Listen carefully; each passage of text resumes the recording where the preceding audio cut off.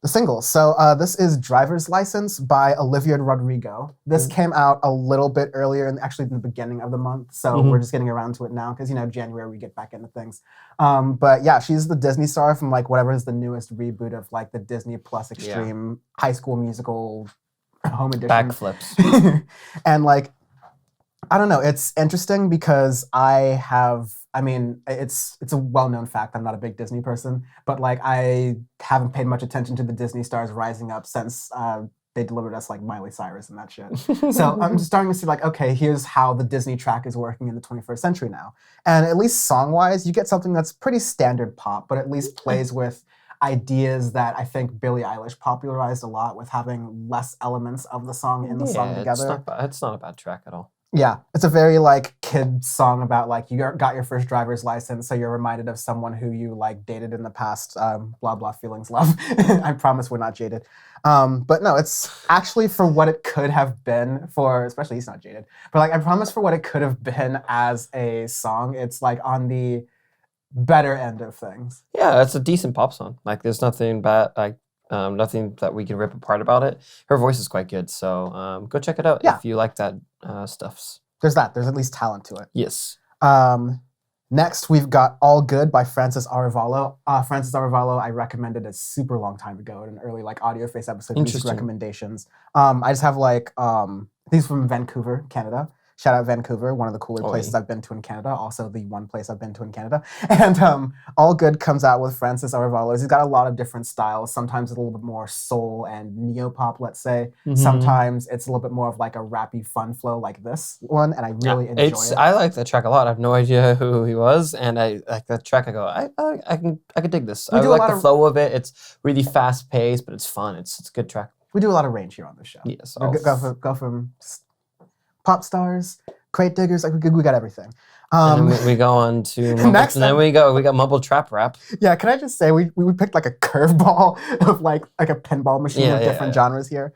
Anyways, this is Last Day In from Kodak Black. We talked last week or the week before maybe about Lil Wayne's kind of like I Got Pardoned by Trump song. Was, relatively standard Lil Wayne fare, whatever.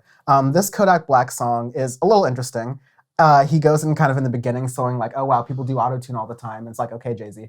But he does like a pretty kind of standard rap, like no real frills or anything, no much. Just hate his voice. Yeah, his voice, I mean... It's just like really nasally and whiny and stuff. Even though I really like the track ZZ, which is hilarious because it has Travis Scott and Offset that came out a few years ago. I didn't even know that one. Or like I haven't like doing it off the top of my head. Oh yeah, no, that one because I played all the time at my work and stuff. That one I can get on board with because the beat is really good. But this one is just I don't know. His voice is really nasally in this to me. It's just like, I mean, keep in mind he just got out of the feds, so like he's got a little bit of nose wiping to do. But like I think the main thing.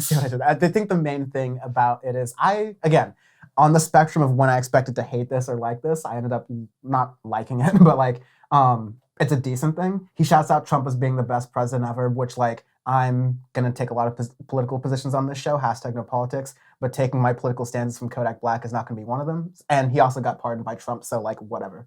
But of course, you're going to always bootlick the guy who's going to pardon you, so. Yeah. At Robin Hood. Who knows? Might need Joe Biden for a pardon one day.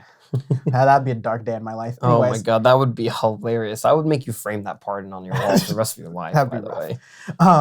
And the last one we have is Running by Disclosure and Jessie Ware. This one has got a little bit of a Disclosure history and an Audioface history. So oh my God. So the Running mix of Disclosure, Jessie Ware's Running mixed by Disclosure, was a track that I heard way back when they did the W Hotel mix. The infamous W Hotel mix was back to back with Scream when it was just fucking debauchery, feathers. They destroyed the presidential suite of the W Hotel in 2012. They played this mix and it was awesome. It was bumping, but they never released it officially.